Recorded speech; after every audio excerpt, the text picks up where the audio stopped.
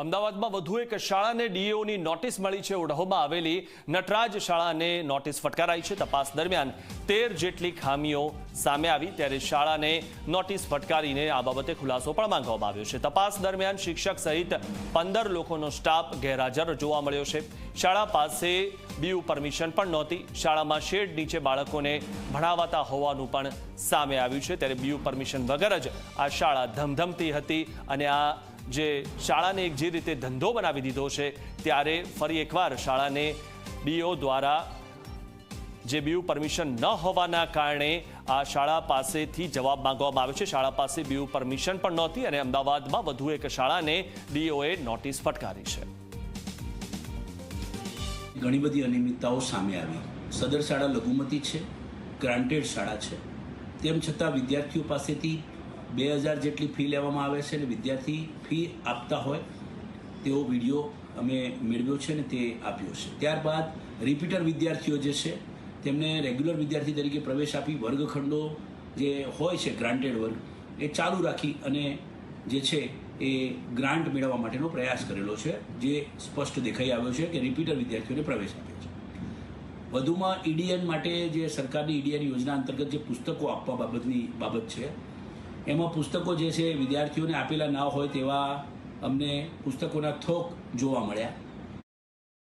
BU પરમિશનમાં બેન એવું છે કે આ બિલ્ડિંગ જૂનું છે, 1985થી સ્કૂલ ચાલે છે અને હવે આની ફી ભરી અને અમે આની મંજૂરી માગેલી છે અને એ ફીની પહોંચ પણ અમે રજૂ કરેલી, એટલે થોડા સમયમાં બીયુ પરમિશન આવી જશે।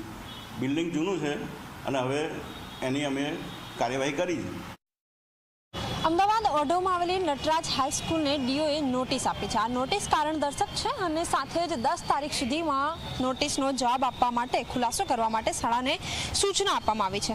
મહત્વની વાત છે કે શાળામાં મકાનનું બીયુ પરમિશન નથી, સાથે જ ઘણી બધી જે ગેરરીતિઓ છે એ પણ સામે આવી છે, જેમાં બીયુ પરમિશન ન હોવાના સાથે અધિકારી દ્વારા પ્રમાણિત કરેલ શાળાનો માન્ય નકશો પણ નથી। સાથે જ શાળામાં કુલ શૈક્ષણિક અને બિન શૈક્ષણિક કુલ 40 કર્મચારીઓ છે, તે પૈકી 15 કર્મચારીઓ દ્વારા રજા મૂકવામાં આવી હતી કે કેમ તે માટે પણ ખુલાસો કરવામાં નથી આવ્યો। એટલે કે જ્યારે સરપ્રાઇઝ ચેકિંગ હાથ ધરવામાં આવ્યું ત્યારે ઓન પેપર 40 કર્મચારીઓ હતા, પરંતુ 15 કર્મચારીઓ ક્યાં છે એ મામલે કોઈ જ ખુલાસો કરવામાં નથી આવ્યો।